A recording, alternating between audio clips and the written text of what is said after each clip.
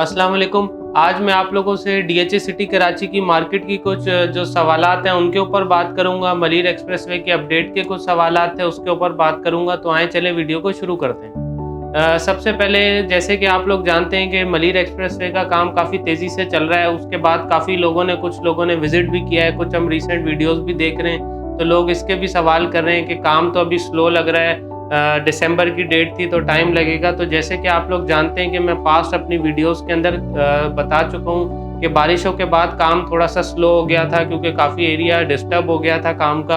और अब कुछ गवर्नमेंट की तरफ से तो यही कहा जा रहा था कि 1-2 महीने डिले के बाद काम हो जाएगा, लेकिन बज़ाहिर जो वीडियोज़ आ रही हैं या जो लोग साइट पे विज़िट कर रहे हैं, उससे अंदाज़ा यही हो रहा है कि वैसे तो लोग कुछ भी कहें कि महीने में, 2 महीने में हो जाएगा, लेकिन रियल फैक्ट्स जो हैं वो यही हैं कि 2026 का फर्स्ट क्वार्टर कम से कम लगेगा, 5 से 6 महीने का काम लगेगा। क्योंकि उसकी वजह ये है कि कुछ एरियाज़ के अंदर तो काम बहुत तेज़ी से हो रहा है, लेकिन कुछ एरियाज़ में काम थोड़ा-सा स्लो है।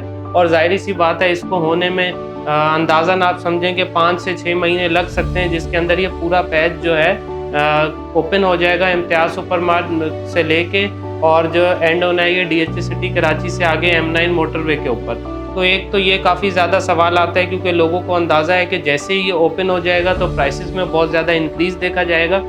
लेकिन ये है कि इसमें तकरीबन 5 से 6 महीने का डिले है। तो आप ये समझ सकते हैं कि इंशाल्लाह ये मई जून के अंदर जाके ये प्रॉपर ओपन हो जाएगा, और इसके करीब कहीं ईद के बाद जो है मई के अंदर, जून के अंदर ओपन होगा। तो ये एक सबसे ज़्यादा पूछे जाने वाला सवाल है। उसके बाद सेकंडली ये सवाल आता है कि शौकत खानम हॉस्पिटल का काम कहाँ तक पहुँचा है।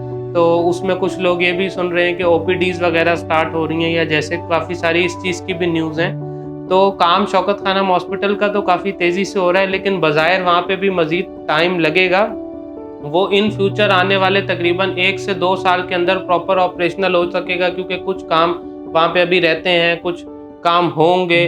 उसके बाद ज़ाहिर है इतना बड़ा सिस्टम चलेगा, साल से 2 साल लगेंगे, जिसको आप कहेंगे कि प्रॉपर ऑपरेशनल हो जाएगा वो हॉस्पिटल।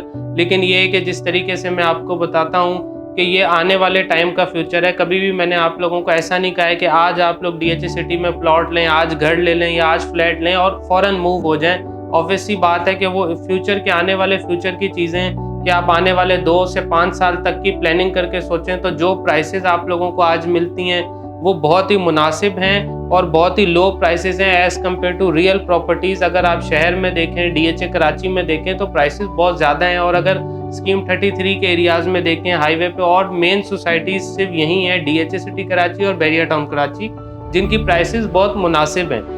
तो एक तो ये सवाल आता है। तो अल्टीमेटली बात वही है कि फ्यूचर इन्वेस्टमेंट के लिए बहुत अच्छा है। जो लोग अभी ले लेंगे, क्योंकि प्राइसेस जब एकदम इंक्रीज़ होंगी तो उनको ये मौका नहीं मिलेगा। तो एक सबसे पहला सवाल आता है एक्सप्रेसवे का, जिसका मैंने आप लोगों को जवाब दिया कि काम थोड़ा-सा डिले है। सेकंड सवाल आता है शौकत खानम हॉस्पिटल का। उसके बाद जो है जिस तरीके से और फर्दर काफ़ी सारे प्रोजेक्ट्स की अनाउंसमेंट है, एक्सपो सेंटर की, एयरवाई लगूना का काम चल रहा है, गोल्फ कोर्स का काम चल रहा है। तो ये आने वाले टाइम के अंदर स्लो बाय स्लो ये चीज़ें होती जाएँगी।